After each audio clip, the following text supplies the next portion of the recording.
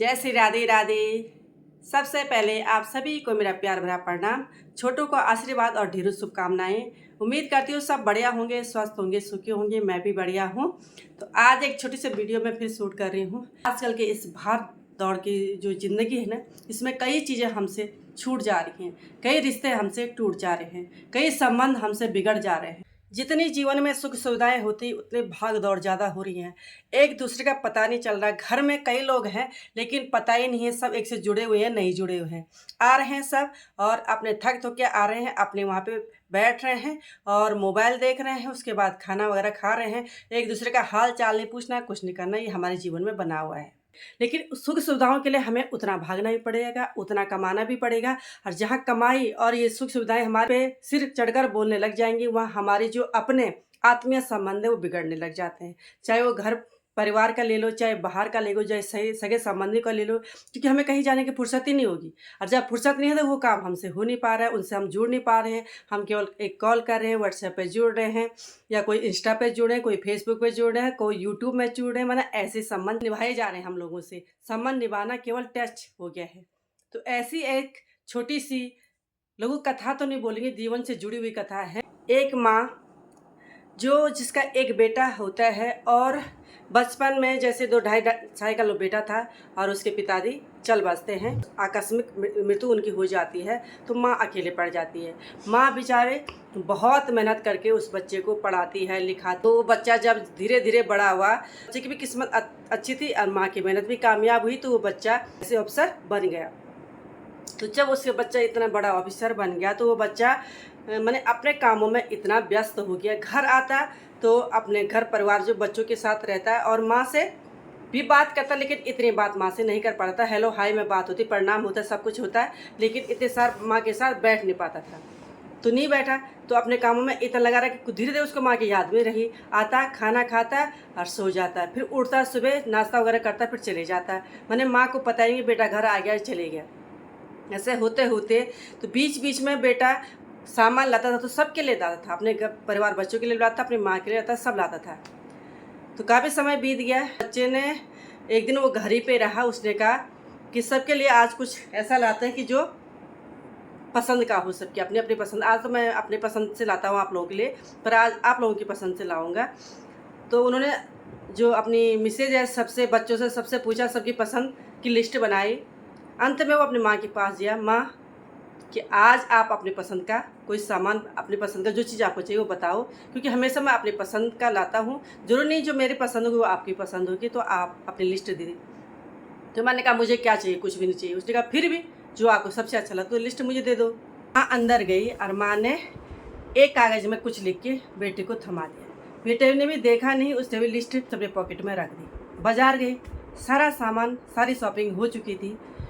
अब उनकी मिसेज ने कहा कि भाई तुमने सबकी शॉपिंग तो कर दी, अब माँ ने आपके लिए कुछ दिया था, कुछ अपने लिए मंगाया था, आप उसको क्यों नहीं ला रहे? चलो उसको भी लाते हैं। तो बेटे ने जैसे ही अंदर गया, बेटे ने फिर उस लिस्ट को खोला तो लिस्ट देखते ही उसकी आंखों में आंसू आ गए। तो जैसे ही आंखों में आंसू आए तो पत्नी ने कहा आपको क्या हो गया? ऐसा माँ ने क्या लिख दिया कि जिसके आपके आंखों में आंसू आ गए? वो कुछ बता ही नहीं पाया। उसने कहा भी बताओ क्या लिखा हुआ है ऐसा, चलो लेते हैं। कोई बात नहीं, बड़ी चीज़ लिखी होगी तो क्या हुआ, लेते हैं। फिर उसने वो लिस्ट पत्नी के हाथ में थमा दी। पत्नी ने जैसे वो लिस्ट पढ़ी उसके भी आंसू आ गए। उसने कहा, वो भी बहुत रोई। तो उन्होंने सामान सारा पैक किया और चल दिए, गाड़ी में सामान रखा, घर पहुंच गई। घर गए तो सामान एक जगह रखा, तुरंत माँ के कमरे में गई, माँ के चरणों में पड़े, पत्नी भी और पति भी। माफ़ी मांगी। हाँ, मुझसे बहुत बड़ी गलती हो गई। मैं इतने लंबे अरसे से इतनी बड़ी गलती कैसे कर रहा था? मुझे माफ़ कर दो माँ, मुझे माफ़ कर दो। कि माँ मैं तो केवल सोचता था ना कि आपकी ज़रूरत केवल आपका सामान है। मैं अपने काम में सारा भूल गया था कि माँ बेटे का संबंध या परिवार के किसी भी अपनों का संबंध, बाहर से रिश्तेदारों का संबंध, किसी का संबंध केवल आवश्यकताओं से नहीं जुड़ा होता है। उसका संबंध प्यार प्रेम से भी होता है, भावनाओं से होता है। ये मैं भूल चुका था। अपने काम में मैं इतना व्यस्त हो गया था कि मुझे उसकी याद ही नहीं रही। माँ मुझे माफ़ कर दो, ऐसा अब कभी नहीं होगा। आपकी आवश्यकता आपका सामान नहीं, मेरा प्यार है। और एक माँ के लिए अपने बच्चों का प्यार सारे दुनिया से बढ़कर होता है, जिगर का टुकड़ा होता है। मैं भी जानता हूँ, मैं भी अपने बच्चों से यही उम्मीद करूँगा। अगर वो बच्चे मेरे साथ भी ना बोले तो मुझे बहुत बुरा लगेगा। पर्ची में माँ ने लिखा था कि बेटा मुझे कुछ नहीं चाहिए, मुझे बस तेरा प्यार चाहिए, तेरे 10-15 मिनट पर डे चाहिए, मुझे बाकी कुछ नहीं चाहिए। जीवन की सारी दौलत मुझे तेरा प्यार है, तेरे 10-15 मिनट हैं, बाकी मेरे जीवन में सब कुछ तूने दिया हुआ है, भगवान ने दिया हुआ है। बेटे ने कहा मुझे आज ऐसा फील हुआ है कि भी कोई भी माँ बाप या बच्चे आपस में दूरियां न बनाए। जब माँ बाप बूढ़े होते तो वो भी बच्चे जैसे हो जाते हैं।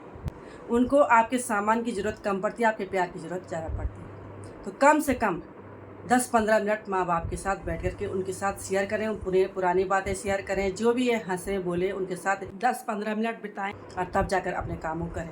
क्योंकि जहाँ आपके 10-15 मिनट जो माँ बाप के साथ आप बिताते हैं, उसका आशीर्वाद अब जो आपके काम होने वाले हैं वो सब पूर्ण होंगे, वरना कई अवरोध उसमें आ जाएंगे, विघ्न आ जाएंगे। इसलिए तो बच्चे ने उस दिन से बिल्कुल कसम खा ली, दृढ़ संकल्प किया कि चाहे मेरे पे काम हो ना हो, चाहे मैं खाली बैठूँ, चाहे मैं दिन भर बेफुर्सत रहूँ, लेकिन मैं 10-15 मिनट अपने माँ के लिए ज़रूर दूंगा, तब जाकर के मैं उन कामों को करूँगा। तो भगवान की कृपा से उसके जो काम अत्यधिक बड़े भी हुए थे, वो माँ के साथ बैठ करके उसके काम इतने जल्दी हो जाते थे कि उतना माँ के साथ न बैठने से नहीं होते थे।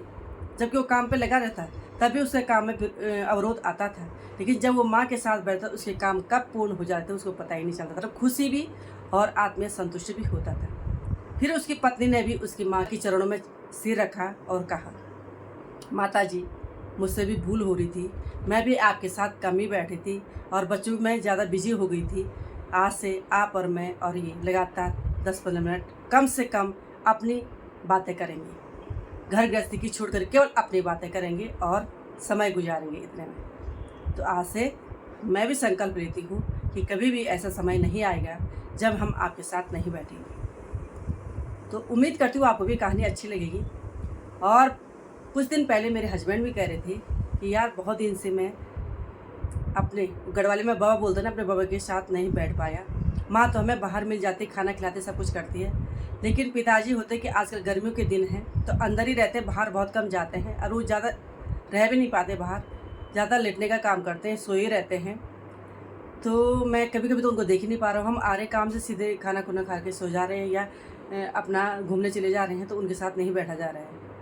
तो मुझे भी अच्छा लगा कि ये होना चाहिए। हम भी अपने बच्चों से यही उम्मीद कर रहे हैं, जो प्यार दुलार हम अपने बच्चों से चाहते हैं वही हमारे सास ससुर भी अपने बच्चों से चाहते हैं, अपने बहू से चाहते हैं, अपने बेटे से चाहते हैं, नाती पोते से चाहते हैं। तो इसलिए ज़रूर हमें अपने बुजुर्गों के साथ टाइम स्पेंड करना चाहिए, उनके साथ बात शेयर करनी चाहिए, हंसना हंसाना चाहिए।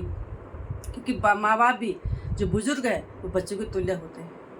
जिस प्रकार से बच्चा चाहता है कि माँ बाप मेरे साथ ज़्यादा रहें, हर कोई मेरे साथ ज़्यादा रहे, वो भी चाहते हैं, लेकिन हम उनको दूर करते जाते हैं। ऐसा बिल्कुल भी नहीं करना है। सभी लोग या सभी से, मैं खुद से भी कह रही हूँ कि हमें भी अपने बुजुर्गों का ज़्यादा से ज़्यादा ध्यान रखना चाहिए, उनके पास बैठना चाहिए, उनकी बातें सुननी चाहिए, उनके अनुभव लेने चाहिए बहुत। क्योंकि जो पढ़ाई से भी नहीं आते, जो अनुभव से हमें ज्ञान मिलता है, और बड़े बुजुर्ग का अनुभव जो होता है, उनका अपने जीवन में क्या रहता है, उसका अनुभव ज़्यादा प्रेरणादायक होता है। तो वो चीज़ हमें लेनी चाहिए। तो उम्मीद करती हूँ सभी को एक छोटी सी कहानी पसंद आएगी। भले ही कहानी जैसी भी हो, लेकिन शिक्षा बहुत बड़ी है और हर किसी के जीवन में ये होगा। किसी का हो गया होगा, किसी का हो रहा होगा। तो हाँ, मैंने कहते ना, लकड़ी जल कर पीछे ही आती है, मैंने मुछल फूकी तरह पीछे नहीं होना। तो बदला हम जो करेंगे वही हमारे साथ भी आएगा। तो इस चीज़ को लेकर के हमें आगे बढ़ना चाहिए और एक दूसरे की भावना को समझना चाहिए, प्यार प्रेम से रहना चाहिए, खुश होकर रहना चाहिए। खुशी में जो खुराक है वो खाना पीना खा के भी नहीं है। तो फिर मिलेंगे आपको एक नई वीडियो के साथ। तब तक के लिए नमस्कार, धन्यवाद, जय श्री राधे राधे।